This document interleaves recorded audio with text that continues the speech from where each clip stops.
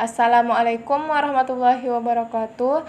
Perkenalkan, nama saya Fajriya Salsabila dengan NIM 1054011182221 dari kelas 2G. Di sini saya akan menjelaskan tentang struktur dan ciri-ciri karya tulis ilmiah. Struktur karya ilmiah. Struktur karya ilmiah biasanya memiliki 3 bagian di dalamnya. Yang pertama yaitu pendahuluan. Bagian pendahuluan berisikan dasar-dasar penelitian ilmiah dilakukan, masalah yang diangkat, dan mekanisme penyelesaian masalah itu. Yang kedua, isi dan pembahasan. Bagian isi dan pembahasan ini dapat terdiri dari 1 atau lebih bab.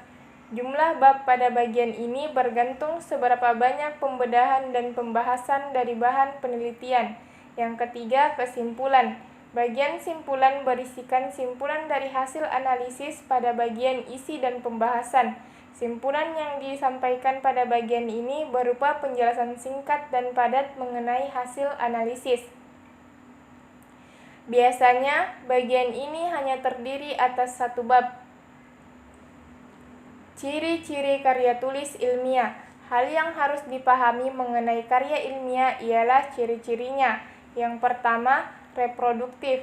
Artinya, karya ilmiah ditulis oleh peneliti atau penulis harus diterima dan dimaknai oleh pembacanya sesuai dengan makna yang ingin disampaikan.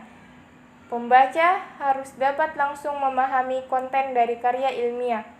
Kedua, tidak ambigu. Ciri ini ada kaitannya dengan reproduktif. Sebuah karya ilmiah harus memberikan pemahaman secara detail dan tidak dikemas dengan bahasa yang tidak membingungkan. Dengan begitu, maksud dari karya ilmiah itu langsung diterima oleh pembacanya. Ketiga, tidak emotif. Artinya, karya ilmiah ditulis tidak melibatkan aspek perasaan dari penulisnya. Sebab karya ilmiah harus memaparkan fakta yang didapatkan dari hasil analisis penelitian, bukan dari perasaan subjektif dari penulisnya. Keempat, menggunakan bahasa baku. Menggunakan bahasa dan kata baku agar mudah dipahami.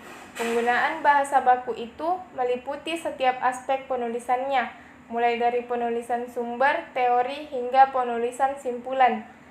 Ketidakbakuan pada tulisan karya ilmiah hanya akan membuat pembacanya bingung dan yang ingin disampaikan dalam tulisan tidak dipahami pembaca. Kelima, menggunakan kaidah keilmuan. Penulisan karya ilmiah harus menggunakan kaidah keilmuan atau istilah-istilah akademik dari bidang penelitian si penulis.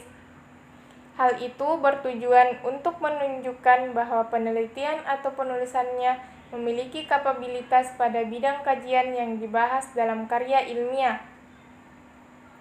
Penggunaan kaidah atau istilah ilmiah itu juga menjadi takaran seberapa ahli peneliti pada bidang keilmuannya. Keenam, bersifat dekoratif. Artinya, penulis karya ilmiah harus menggunakan istilah atau kata yang memiliki satu makna. Rasional artinya penulis harus menonjolkan keruntutan pikiran yang logis dan kecermatan penelitian. Kedua hal itu penting karena karya ilmiah harus menyampaikan maksud dari penelitian yang dilakukan oleh penulis tanpa membingungkan. Ketujuh, terdapat kohesi. Artinya karya ilmiah harus memiliki kesinambungan antara bagian dan babnya. Bersifat straightforward, maksudnya ialah tidak bertele-tele atau tepat sasaran. Suatu karya ilmiah, setiap bagian atau babnya harus memiliki alur logika yang saling bersambung. Selain itu, penyampaian harus tepat sasaran dengan apa yang ingin disampaikan. Kedelapan, bersifat objektif. Karya ilmiah harus bersifat objektif. Hal ini sangat penting karena karya ilmiah tidak dibuat berdasarkan perasaan penulisnya. Karya ilmiah harus menunjukkan fakta-fakta dan data-data dari hasil analisisnya, jadi tidak memiliki kecondongan subjektivitas. Kesembilan, menggunakan kalimat efektif. Penulisan karya ilmiah harus menggunakan kalimat efektif. Ciri ini berkaitan dengan semua ciri sebelumnya. Tujuan penggunaan kalimat dalam karya ilmiah agar pembaca tidak dipusingkan dengan penggunaan kalimat yang berputar-putar. Penggunaan kalimat seperti itu hanya akan membuat pembaca bingung. Terima kasih, sekian dari saya. Wassalamualaikum warahmatullahi wabarakatuh.